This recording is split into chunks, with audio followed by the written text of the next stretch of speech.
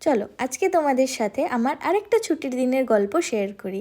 আমারও ছুটি, আমার হাজব্যান্ডেরও ছুটি, মানেই আমাদের গন্তব্য পাহাড়।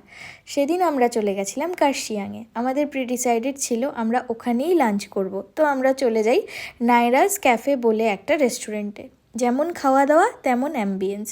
খুব ভালো সময় কাটিয়ে ও খুব ভালো খেয়ে আমরা বেরিয়ে যাই। কিছুটা এগিয়ে যেতেই শুরু হয় ঝমঝমিয়ে বৃষ্টি আর প্রচণ্ড ঠান্ডা। তখন কি আর করা যাবে, আমাদের রিটার্ন করতে হয়। আসার সময় আরেকটা ইন্টারেস্টিং জায়গায় যাই, নাম ক্যাফে দে সেন্ট্রাল। এটা একদম কার্শিয়াং স্টেশনের ওপরেই বানানো। আর ওখানে গিয়ে আমরা জানতে পারি যেটা ব্রিটিশ আমলে তৈরি 1881-এ। যেমন অ্যাস্থেটিক দেখতে তেমন খাবার দাবার ভালো, কিন্তু যেহেতু আমরা লাঞ্চ করে নিয়েছিলাম সেজন্য সেখান থেকে আমরা কফি আর ফ্রেঞ্চ ফ্রাই খেয়ে বাড়ির দিকে রওনা হই। তো চলো টাটা।